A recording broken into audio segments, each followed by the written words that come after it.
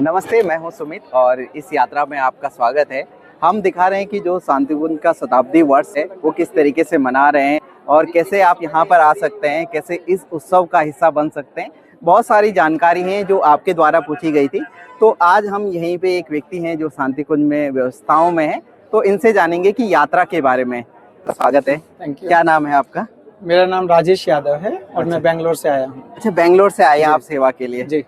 तो सेशन यहाँ पर हो रहे हैं, उसके बारे में आप बताएंगे। रजिस्ट्रेशन प्रक्रिया बड़ी सरल रखी गई है। इसके लिए ये कार्यक्रम मुख्यतः सक्रिय कार्यकर्ताओं के लिए निर्धारित किया गया है।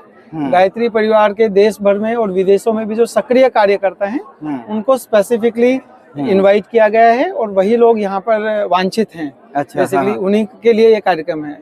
अच्छा। इस प्रक्रिया को ऐसे रखा गया है कि जो भी शक्तिपीठें हैं हमारी और देश में विदेश में जो केंद्र हैं वहां से जोन के द्वारा एक लिस्ट दी गई है कि शक्तिपीठों ने, प्रज्ञा केंद्रों ने, चेतना केंद्रों ने ऐसी एक जोन को शांतिकुंज में 13 जोन में पूरे देश को बांटा गया है। तो जोन के थ्रू एक लिस्ट आई है कि ये हमारे क्षेत्र के सक्रिय कार्यकर्ता हैं। तो उस लिस्ट के अनुसार ही ये कार्यक्रम उन लोगों का फिर यहाँ पर रिव्यू किया गया और बेसिकली उन्हीं लोगों के लिए कार्यक्रम आयोजित किया जा रहा है। अच्छा, कोई भी बाहर का व्यक्ति इस कार्यक्रम में आ सकता है या नहीं आ सकता है? नहीं, ये कार्यक्रम जैसे मैंने बताया मुख्यतः गायत्री परिवार के सक्रिय कार्यकर्ता और सक्रिय कार्यकर्ता भी वो जो कि बेसिकली जोन के द्वारा जिनको इनवाइट किया गया है। अच्छा, यानी यहाँ पर जो भी लोग आ रहे हैं, जोन यहाँ पर बैठा हुआ है, उनके पास एक लिस्ट है कि हमारे क्षेत्र से कौन कौन लोग आने वाले हैं। अच्छा, उनके लिस्ट में जिन लोगों का नाम है उन्हीं का रजिस्ट्रेशन हम मुख्यतः यहाँ पर कर रहे हैं। अच्छा, जिन व्यक्तियों का नाम नहीं है और जो गायत्री परिवार से जुड़े हुए हैं उनके लिए क्या प्रक्रिया होगी? गायत्री परिवार ऐसे व्यक्ति जो कि जिनका नाम इस लिस्ट में नहीं है और अगर वो यहाँ पर पहुँचते हैं और कार्यक्रम को अटेंड करना चाहते हैं तो उसकी भी एक प्रक्रिया बनाई है। उसका पहला स्टेप यही होगा कि वो जोन के लोगों से मिलेंगे। यहाँ पर 13 जोन के लोग यहाँ पर बैठे हुए हैं और हम उनको सबसे पहले यही कह रहे हैं कि आप अपने जोन प्रमुख से मिलिए और जोन प्रमुख उनसे बात करेंगे। जोन के प्रमुख को अगर लगेगा कि ये व्यक्ति वास्तव में सक्रिय कार्यकर्ता है, गायत्री परिवार का कार्यकर्ता है या कोई भी व्यक्ति ऐसा जो यहाँ पहुंच गया है और जोन उसको अप्रूव करता है, अलाउ करता है, तो हम उनका रजिस्ट्रेशन करेंगे। अच्छा, बहुत सारे व्यक्ति बाहर भी हैं, पूरे भारतवर्ष में हैं, तो अलग अलग कोनों में है, तो वो यहाँ पर आके या किस तरीके से जानकारी प्राप्त कर सकते हैं इसकी? एक तो ये कार्यक्रम पूरा जितना भी कार्यक्रम का शेड्यूल है ये ऑनलाइन रहेगा। ये लगातार यूट्यूब और शांतिकुंज के विभिन्न चैनलों पर, वेबसाइट पर लाइव रहेगा। तो जो परिजन इस कार्यक्रम में शामिल नहीं हो पा रहे हैं या इनवाइटेड नहीं है एक तरीके से इस कार्यक्रम के लिए, वो ऑनलाइन इस कार्यक्रम को देख सकते हैं। जैसे कि अभी इस कार्यक्रम में थोड़ा बहुत समय है, बहुत सारे लोग इस कार्यक्रम को देख रहे हैं, उसके बाद मन बना रहे हैं, तो उनके लिए क्या प्रोसेस रहेगा? यहाँ आना ठीक रहेगा या पहले किस तरीके से?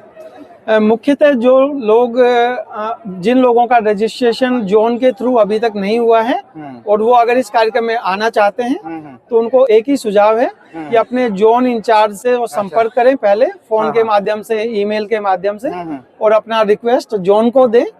जोन उनसे संपर्क करेगा वापस और अगर जोन फिर उनको अप्रूव करता है, अलाउ करता है कि आप यहाँ आ सकते हैं, तो उनका फिर स्वागत है। अच्छा, अलग अलग कार्ड बन रहे हैं, तो यहाँ पर कौन कौन से डिपार्टमेंट के लिए, कौन कौन सी सेवा के लिए कार्ड बन रहे हैं अभी तक? अभी तक क्योंकि कार्यक्रम इसकी तैयारियां पिछले काफी समय से चल रही है, तो अलग अलग तरीके के कार्ड इशू किए गए हैं। जैसे समयदानी जो परिजन आए हुए हैं, कोई 2 महीने से, कोई 4 महीने से, कोई 3 महीने से, तो उनको एक प्रकार का कार्ड दिया गया है। अच्छा, इसी तरीके से जो सर्विस प्रोवाइडर्स हैं, कॉन्ट्रैक्टर के थ्रू हैं, उनको भी इस कैंपस में एंट्री के लिए अलग तरीके का कार्ड दिया गया है। शांतिकुंज और विश्वविद्यालय से जुड़े हुए जो लोग हैं उनके पास अपने कार्ड हैं, तो वो भी अलाउड हैं इसमें। अच्छा, और एक जो मेन कार्ड है वो इस तरीके का कार्ड है, ऑरेंज कलर का, जिसमें कि अब आज जैसे हम 15 तारीख को बात कर रहे हैं, 15 जनवरी को, तो अब हम ऐसा मान रहे हैं कि समयदानी हमें जितने चाहिए थे वो लगभग सब आ चुके हैं। तो अब जो भी परिजन आ रहे हैं और जिनको जोन अप्रूव कर रहा है उनको हम एक पार्टिसिपेंट के तौर पे देख रहे हैं। अच्छा, वो बस पार्टिसिपेंट है और ये पार्टिसिपेंट कार्ड है। अच्छा, स्थानीय लोग कब से आ सकते हैं, जो हरिद्वार के हैं, जो आसपास लोग हैं, जो सिर्फ इस यात्रा को देखना चाहते हैं?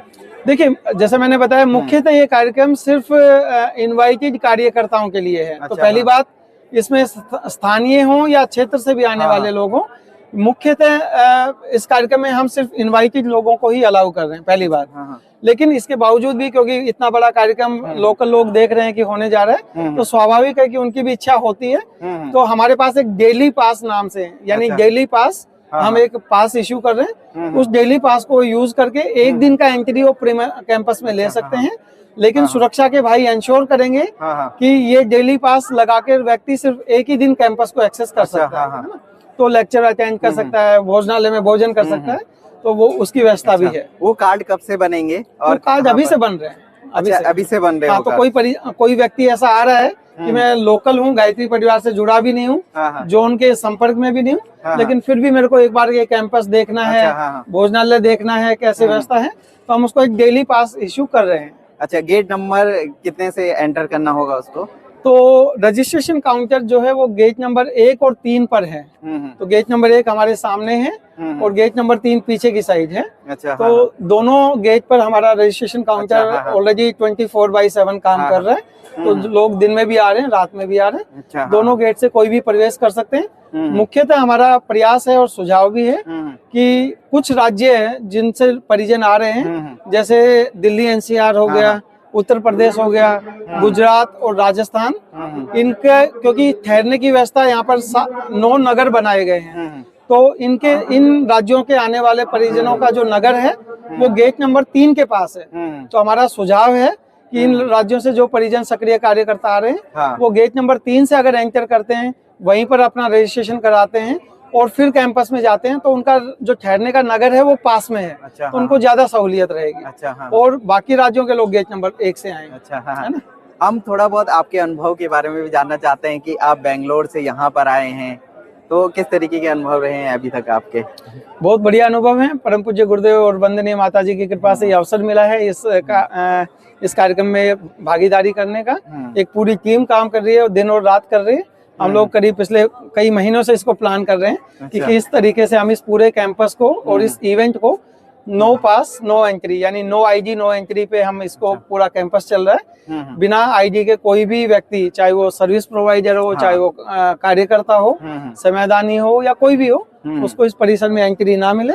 इसके लिए हम पूरा प्रयास कर रहे हैं और पूरी व्यवस्थाएं सुचारू रूप से चल रही है। अच्छा। जहाँ तक मेरे निजी अनुभव की बात है, तो हम लोग लगे हुए हैं दिन रात। अच्छा। और प्रयास कर रहे हैं कि इस प्रोजेक्ट को, इस दायित्व को हम सक्रियता से निभा पाए।